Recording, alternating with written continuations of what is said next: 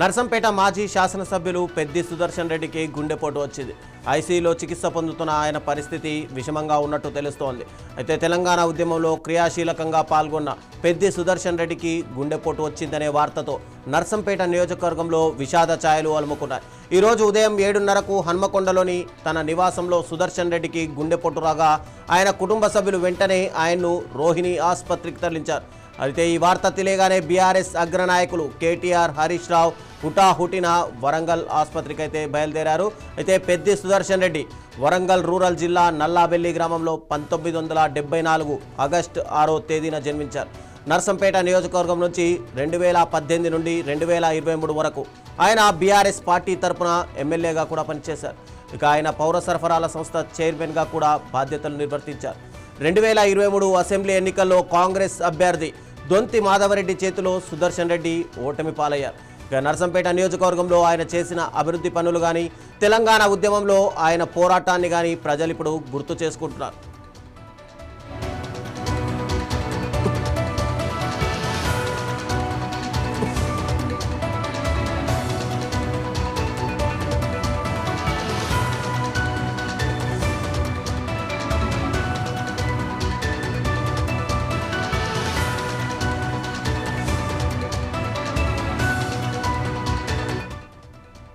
ఇదే అంశానికి సంబంధించి మరింత సమాచారం మా బ్యూరో చీఫ్ రాజ్ కుమార్ అందిస్తారు. రాజ్ కుమార్, చెప్పండి.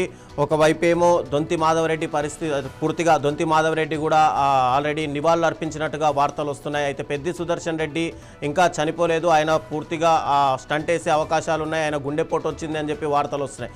మరోవైపు ఆయనకు నివాళులు అర్పించినట్టుగా కూడా వార్తలు వస్తున్నాయి. దీన్ని ఏది అసలు కన్ఫర్మేషన్ చేసుకోవాలి? రైట్ రవిచంద్ర, ప్రస్తుతానికి అయితే కొన్ని మీడియా ఛానల్లో కొన్ని వార్తలు అయితే అతను మరణించాడనే వార్తలు కొన్ని వచ్చాయి. కానీ ఇప్పుడే డాక్టర్స్ కన్ఫర్మ్ చేశారు. హన్మకొండ రోహిణి హాస్పిటల్ నుంచి అతనికి వైద్య చికిత్స అయితే అందిస్తున్నారు, సిపిఆర్ చేస్తున్నారు. డాక్టర్లు కూడా మాట్లాడారు. పక్కనే వినోద్ కుమార్ కూడా, బీఆర్ఎస్ ముఖ్య నేత వినోద్ కుమార్ కూడా అక్కడే ఉన్నాడు. మీడియాతో మాట్లాడుతున్నప్పుడు చనిపోయాడు అనేది అబద్ధం, ఇంకా చికిత్స ఆయనకు కొనసాగుతుంది అని డాక్టర్లు అయితే కన్ఫర్మ్ చేశారు. అయితే కాస్త సీరియస్ గా ఉన్నట్టయితే మనకు తెలుస్తా ఉంది. ఎందుకంటే ఆయనకు హఠాత్తుగా గుండెపోటు రావడంతో మరి ఆ హాస్పిటల్లో, హన్మకొండలోని రోహిణి హాస్పిటల్లో జాయిన్ చేయించారు. ప్రస్తుతం ఐసీయూలో వెంటిలేటర్ మీద అయితే చికిత్స చేస్తున్నారు. వేగంగా కోలుకుంటున్నారైతే డాక్టర్లు అయితే మాట్లాడడం జరిగింది. ఆయన మరణించాడు అనేది అబద్ధం, అది అలా ఎవరు రూమర్స్ స్ప్రెడ్ చేయకండి, కొన్ని సోషల్ మీడియాలో వస్తున్న వార్తలు అబద్ధం అనేది ఇప్పుడు డాక్టర్లు కన్ఫర్మ్ చేశారు. డాక్టర్లు మనకు మీడియాతో కూడా మాట్లాడిన సందర్భం కూడా ఉంది. అయితే ఈ వార్త వినడంతో వెంటనే హైదరాబాద్ నుంచి కేటీఆర్, హరీష్ రావు వాళ్ళు బయలుదేరారు. ఇంకా చాలా మంది ముఖ్య నేతలు కూడా బయలుదేరారు. ఎందుకంటే పెద్ది సుదర్శన్ రెడ్డి వచ్చేసి అప్పుడు టీఆర్ఎస్ కావచ్చు, ఇప్పుడు బీఆర్ఎస్ చాలా కీలకంగా ఉన్నాడు. ఉద్యమంలో మొదటి నుంచి, పార్టీ పెట్టిన ప్రారంభం నుంచి ఆయన ఈ యొక్క టీఆర్ఎస్ లో ఉన్నాడు. కేసీఆర్ కావచ్చు, ముఖ్యంగా కేటీఆర్, హరీష్ రావులకు చాలా సన్నిహితమైన వ్యక్తి. వరంగల్ జిల్లాలో ఉమ్మడి వరంగల్ జిల్లా కీలకమైన వ్యక్తిగా ఉద్యమంలో ఆయన ఎన్నో పాల్గొనడం జరిగింది. దెబ్బలు తినడము, కేసులు కావడము, సో ఈ పార్టీతోనే ఉండడం, ఇవన్నీ చాలా మందితో ఆయనకు అనుబంధం ఉండడంతో ఇప్పుడు రాష్ట్ర వ్యాప్తంగా ఉన్న అన్ని జిల్లాల నుంచి ముఖ్య నేతలందరూ కూడా ఇప్పుడు హన్మకొండకు రోహిణి హాస్పిటల్కి అయితే బయలుదేరారు. సో నిజంగా ముందైతే చనిపోయిన వార్తలు సడన్ గా రావడంతో అందరూ దిగ్భ్రాంతి వ్యక్తం చేశారు. కానీ మళ్ళీ ఇప్పుడు కోలుకుంటున్నాడు. ప్రస్తుతానికి వెంటిలేటర్ మీద చికిత్స జరుగుతుంది. కాస్త ఊపిరి పీల్చుకున్న క్యాడర్ అందరూ కూడా ఇప్పుడు హన్మకొండ బాట పట్టారు. తెలంగాణ భవన్ లో కూడా ఒక విషాద చలమలు అయితే అనుకున్నాయి. చాలా మంది ఆయన గుర్తు చేసుకుంటున్నారు. ఇలా సడన్ గా ఇలా కావడం ఏంటనేది చాలా మంది ఒక బాధను వ్యక్తం చేస్తున్న పరిస్థితి. ఎందుకంటే తెలంగాణ ఉద్యమంలో మనం కూడా చూసాం, ఒకప్పుడు జగన్ అక్కడికి వెళ్ళినప్పుడు కావచ్చు, మిగతా విషయాల్లో చాలా ఇష్యూస్ ని ఫేస్ చేశాడు. కొండా సురేఖ తెలంగాణకు వ్యతిరేకంగా, అంటే అప్పుడు జగన్ పార్టీలో ఉన్నప్పుడు, వైఎస్ జగన్ పార్టీలో ఉన్నప్పుడు వాళ్ళు వివరించిన తీరు అప్పుడు పెద్ది సుదర్శన్ రెడ్డి చాలా కీలకంగా ఉన్నాడు. ఆ పేరు తెర మీదకి వచ్చింది. వాళ్ళ మధ్యలో చాలా మాటల యుద్ధం కూడా సాగింది. సో అంటే ఉద్యమంలో కీలక పాత్ర పోషించిన వ్యక్తి ఈ రోజు అంత సడన్ గా ఒక్కసారి కుప్పకూలిపోవడం అనేది బీఆర్ఎస్ క్యాడర్, ముఖ్య నేతలు జీర్ణించుకోలేకపోతున్నారు.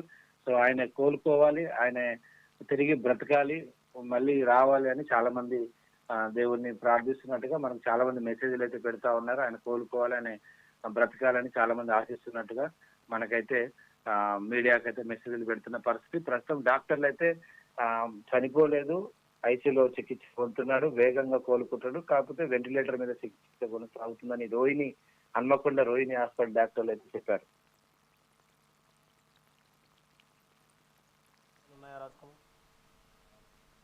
కలిసిందా బెటర్ ట్రీట్మెంట్ కోసం ఏమైనా హైదరాబాద్ తరలించే అవకాశాలు కనిపిస్తున్నాయా?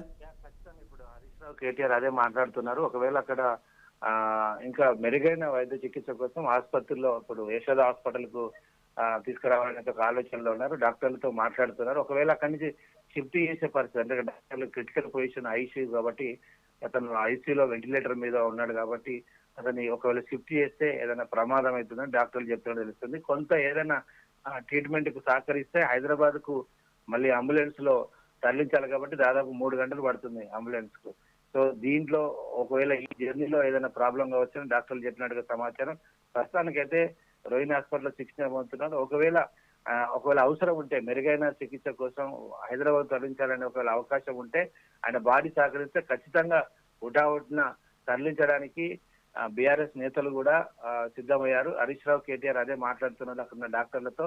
ఏమాత్రం షిఫ్ట్ చేయడానికి ఒకవేళ అవకాశం ఉన్నా కూడా హైదరాబాద్ కు యశోద కానీ మిగతా ఇంకే ఏర్పాట్లు చేస్తున్నారు. అంటే మరి కాసేపట్లో ఏమైనా హెల్త్ బులెటిన్ విడుదల చేసే అవకాశాలు కనిపిస్తున్నాయా రోహిణి హాస్పిటల్ నుంచి?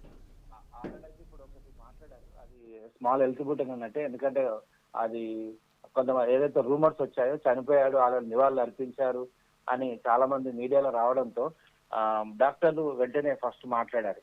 అతను చనిపోలేదు, ఐసీలో ఉన్నాడు, వెంటిలేటర్ మీద చికిత్స నడుస్తా ఉంది, వేగంగా కోలుకుంటున్నాడు అని ప్రైమరీ ఇన్ఫర్మేషన్ ఇచ్చారు. మరికొద్దిసేపట్లో ఒక 1 అవర్ లో హెల్త్ బులెటిన్ ఇవ్వడానికి డాక్టర్లు అయితే రాస్తున్నారు. ప్రస్తుతం ట్రీట్మెంట్ చూసిన తర్వాత ఒకసారి హెల్త్ బులెటిన్ స్టార్ట్ అవుతుంది.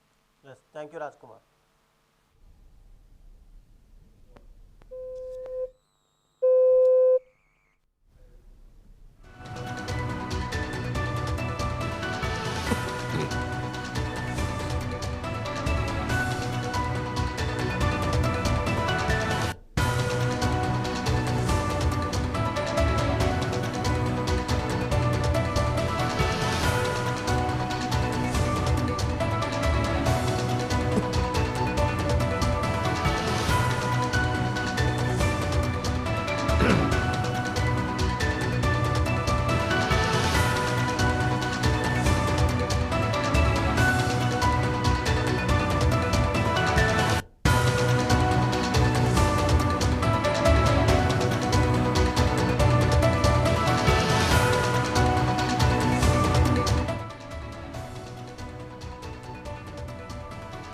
సంగారెడ్డి జిల్లా ఇస్నాపూర్ ప్రభుత్వ పాఠశాల నుంచి